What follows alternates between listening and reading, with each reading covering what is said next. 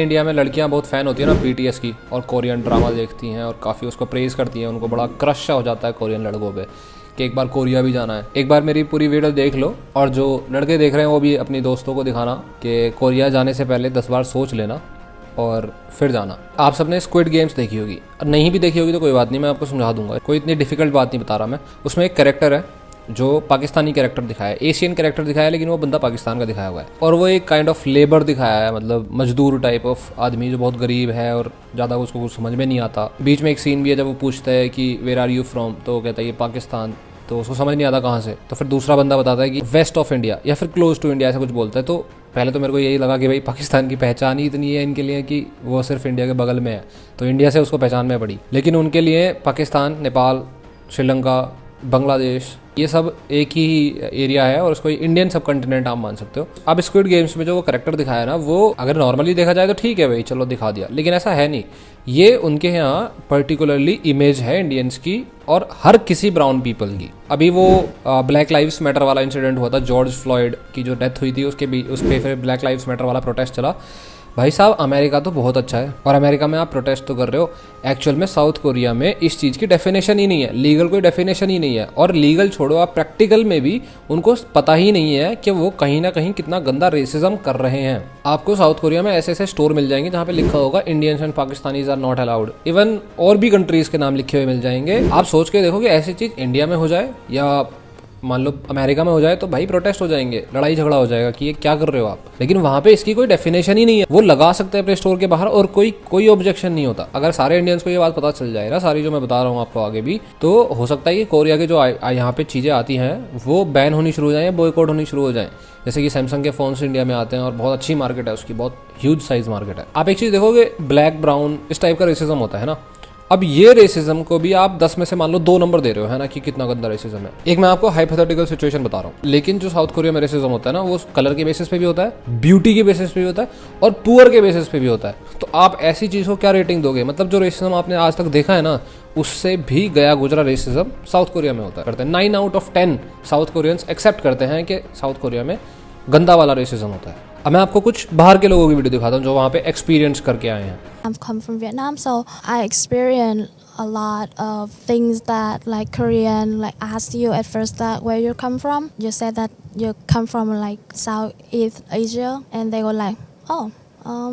You can see the disappointment in their eyes. Have you ever experienced racism in Korea? In case I get on the subway, I sit somewhere, person besides me will get up and go sit somewhere. Really? Yeah, So, and it has yeah. happened to me so many times that now I'm used to it. And second part would be sometimes when people stare at me with curiosity, which is fine because they're just curious. But sometimes I can see stare with some kind of hatred. Why are you coming to my country? Some of my friends have been screamed at, go back to your country. Crazy. When I was in Daegu, I was going to my university in the morning, so it was like a bright sunny morning, and it was in a bus stop. Like some random Korean middle-aged person, he just approached me and he was like, oh, where are you from? Like just another Korean person, I thought. So he said, where are you from and everything. I said, I'm from India, and he was like really talking nice with me, and suddenly he started like he tried to like hug me and stuff like that, and he said, you people come here like to study and like work, and later you just want to get married to a Korean and settle in Korea, so is it okay if I just touch you or something like that. That was one experience that I can never forget till date. ऐसी कई सारी video मैं आपको दिखा सकता हूँ, कोरा answers दिखा सकता हूँ, रेडिट आंसर्स दिखा सकता हूँ, या फिर किसी का फीडबैक, रिव्यूज, बहुत सारा कुछ मैं दिखा सकता हूँ। लेकिन ये तो आप खुद सर्च कर लेना, खुद ढूंढ लेना, आप सर्च करोगे नॉर्मली आपको दिख जाएगा। अब ऐसा होता क्यों है? ये रेसिज्म ऐसे कैसे एकदम से ऊपर चढ़ गया? साउथ कोरियंस का ये हाल है कि वो इतने ज़्यादा घुल चुके हैं ब्यूटी में, ब्यूटी स्टैंडर्ड सेट करने में। इनर ब्यूटी नहीं, बाहर की ब्यूटी, ये जो सिर्फ ये है। और लड़कियों के लिए वो बॉडी, मतलब पूरा थिन लुक, बिल्कुल पतला सा पतला। साउथ कोरिया का हाल कुछ यूँ है कि 4 में से 1 औरत ने, 19 से 29 साल की लेडी ने सर्जरी कराई हुई है, और 3 में से 1 लेडी ने जो 30 से 39 के बीच में है, उसने भी सर्जरी कराई हुई है। और 9 आउट ऑफ 10 वुमेन कहती है कि हम सर्जरी करा लेंगे अगर हमें मौका मिले। कई के पास पैसा नहीं होता होगा, कई को डर लगता होगा कि भाई कुछ उल्टा सीधा ना हो जाए वगैरह वगैरह। प्लास्टिक सर्जरी का सबसे बड़ा हब है साउथ कोरिया, दुनिया से लोग वहाँ जाते हैं, लेकिन लोग कुछ और पर्पज़ के हिसाब से जाते हैं। कोई एक्ट्रेस है तो चली गई, कोई मॉडल है तो चली गई, लेकिन वहाँ तो रोजाना का काम है। अब मतलब काइंड ऑफ क्राइम्स भी होने लग गए हैं, जैसे गोस्ट सर्जरी होती है। गोस्ट सर्जरी मतलब जैसे किसी पर्टिकुलर सर्जन ने सर्जरी करनी थी, लेकिन सर्जरी की मात्राएं इतनी बढ़ चुकी हैं, इतनी डिमांड बढ़ चुकी है कि वो किसी और से सर्जरी करा देते हैं, कि डेंटिस्ट से सर्जरी करा दी, या फिर कोई नॉर्मल सा डॉक्टर हो गया जो जिसका सर्जरी का डिपार्टमेंट ही नहीं है, उससे सर्जरी करवा दी। कुछ लोग उसमें मरे भी ऑफ कोर्स। अब वो ऐसा कर क्यों पाते हैं? क्योंकि सर्जरी में ना बंदा बेहोश होता है, तो आप कैसे भी कर दो, किसको पता चल रहा है। हालांकि फिर कुछ रूल्स उन्होंने पास किए कि कैमरा लगेगा वगैरह वगैरह, पर ये तो एक अलग टॉपिक हो गया। कोरिया में ब्यूटी स्टैंडर्ड्स इतने गंदे वाले हैं कि लड़कियां अपने आप को पतला करने के लिए हद से ज़्यादा गंदी हैबिट ऑफ ईटिंग रखती हैं। मतलब खाना छोड़ दिया, अजीब सा ही बिल्कुल फूड हैबिट्स, मतलब उनकी हेल्थ गंदे तरीके से डिटेरियोरेट होती है, गिरती चली जाती है। लेकिन नहीं, हमें तो पतला होना है और हमें लगना है उस लेवल का। हर किसी को मैरिज का तो है ही कि सुंदर लगना है। मैरिज तो चलो इंडिया में भी है,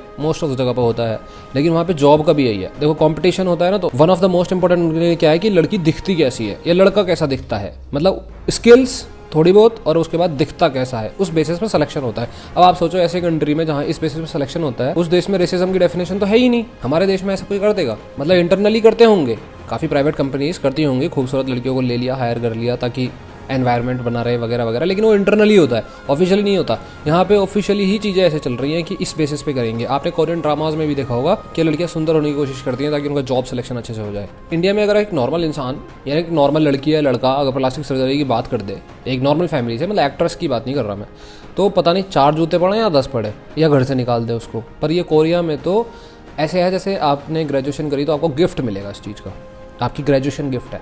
अब मैं बताता हूँ आपको कि ये चीज़ कैसे रेसिज्म का बहुत बड़ा इंपॉर्टेंट रोल प्ले करती है।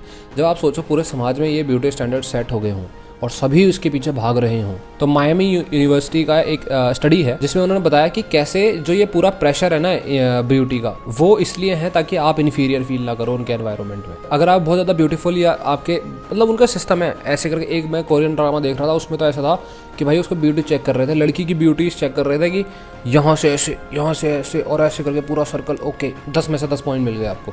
इतने गंदे लेवल का ब्यूटी स्टैंडर्ड्स बना रखा है उन्होंने। और जब ऐसे स्टैंडर्ड्स होते हैं ना, तो जब और कंट्रीज़ के लोग वहाँ जाते हैं, देखो अब इंडिया का कोई बंदा है, ठीक है, इंडिया में यार इतना नहीं मैटर करता है, थोड़ा थोड़ा कभी कभी लोगों को जोश होता है कि बाल ऊपर खड़े कर लिए और ऐसे कर दिया वैसे कर दिया, लेकिन एक टाइम के बाद वो समझ जाता है कि ब्यूटी कुछ नहीं होता है। एक टाइम के बाद वो समझ जाता है, और लड़कों में तो खासकर वो फेस वॉश के अलावा, फेस वॉश भी मैंने ज़्यादा बोल दिया है, साबुन यूज़ करने के अलावा कुछ भी यूज़ नहीं करता घर पे। वो समझ जाता है कि उसका पैसा, उसकी सक्सेसफुल, उसकी पर्सनालिटी ज़्यादा मैटर करती है।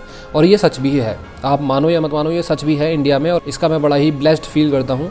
एक छोटा सा ग्रुप हो सकता है जहाँ पे आपके लुक्स के बेसिस पे लड़कियाँ जज करती हूँ, लेकिन लड़की के माँ बाप, लड़की के और आपको जो जॉब मिलने वाली है, आपको जो आगे आपका करियर है, उसके आपके लुक्स बिल्कुल भी मैटर नहीं करते। खास करके लड़कों के बिल्कुल भी मैटर नहीं करते, ये आपको भी पता है। आपको जॉब आपके मोस्टली आपके लुक्स के बेसिस पे नहीं मिलती। लड़की के माँ बाप आपके लुक्स को देख के आपको ज़्यादा जज नहीं करते, आपके जेब में कितना पैसा है, आप कितने सक्सेसफुल हो, ये देख के जज करते हैं। और पैसा आपके लुक्स से ज़्यादा ठीक है। आपको लगेगा पैसे के बेसिस पे जज करना सही नहीं है, लेकिन नहीं, पैसा भी बेटर है उसके फेस से जज करने से, क्योंकि पैसा तो इंसान कमा सकता है, फेस कैसे ठीक करेगा। और यही जो पूरा ब्यूटी स्टैंडर्ड्स कोरिया में है, यही कारण बनता है इस पूरे के पूरे रेसिज्म का। कोरियंस ब्लैक और ब्राउन के बेसिस पे तो खैर करते ही हैं डिस्क्रिमिनेशन, जो आज से पता नहीं कितने सालों पहले हुआ करता था, और जिसकी अच्छी खासी अवेयरनेस अब बढ़ गई है। वो लोग अभी भी उसी में ही जी रहे हैं। वहाँ जो नॉर्मल सिटीजन्स जाते हैं, जो अच्छी खासी कंपनी में जॉब करते हैं, उनको भी इन्फीरियर फील कराया जाता है। अब आप सोचो कि वहाँ पे जो मजदूर वर्ग के लोग होंगे, जो माइग्रेंट वर्कर्स होंगे, उनका क्या हाल होता होगा। अगर स्टोर्स के बाहर ये लिखा हुआ है कि Indian Pakistanis are not allowed, तो ये तो नॉर्मल लोगों के लिए लिखा हुआ है ना। बड़े बड़े स्टोर्स में कौन गरीब मजदूर जाता है? उन मजदूरों को आप क्या समझते हो फिर? डॉग्स एंड एनिमल्स, जानवर ही समझते होगे फिर आप। मेरा पर्पस इस वीडियो को क्रिएट करने का था कि मुझे काफ़ी पहले पता चल चुका था, क्योंकि मेरे कई सारे दोस्त सैमसंग में जॉब करते हैं और वो साउथ कोरिया अक्सर जाते हैं, तो वो बताते हैं कि क्या सिचुएशन है वहाँ पे। फिर मैं देखता हूँ कि कितना कॉन्ट्रास्टिंग ये है कि हमारे लोग तो भाई BTS को अंधा ही और पसंद करते हैं और अंधा ही कोरियन ड्रामाज देखते हैं, और उधर की तरफ से तो बड़ा सिस्टम ख़राब है। और ये तो चलो मैंने वीडियो बना दिया आपको, मैं कितने ही पॉइंट आपको दिखा सकता था। आप खुद रिसर्च करना, आपको पता चल जाएगा लोगों के रिव्यूज़, फिर आप अपने आप से डिसाइड करोगे कि रियलिटी में आप जो ये K-pop का कल्चर है, या जो ब्यूटीफुल लड़के लड़कियां निकल के आते हैं, इनको आप सच में अपना आइडल बनाना चाहते हो, क्योंकि ये तो एक ब्यूटी स्टैंडर्ड से निकल के आए हुए लोग हैं। ये मेरा पर्सनल एनालिसिस था, मैं आपको ऑफकोर्स पुश नहीं करता, आपका जो मर्जी करे आप वो करो, पर ये जानना आपका ज़रूरी था और ये यही मेरा काम है। पर एक बात पक्की है कि साउथ कोरिया में अगर ये रेसिज्म कम नहीं हुआ, और ये एक गंदे बेसिस पे जो ना तो एथिकली ठीक है ना लीगली ठीक है, किसी भी टर्म्स में ठीक नहीं है, अगर ये रेसिज्म इनका रुका नहीं तो फ्यूचर बड़ा ही कड़वा होने वाला है, बड़ा ही ब्लैक होने वाला है, उसी ब्लैक कलर का जिससे ये हेट करते हैं मे बी, क्योंकि कर्मा इज़ आपको पता ही है।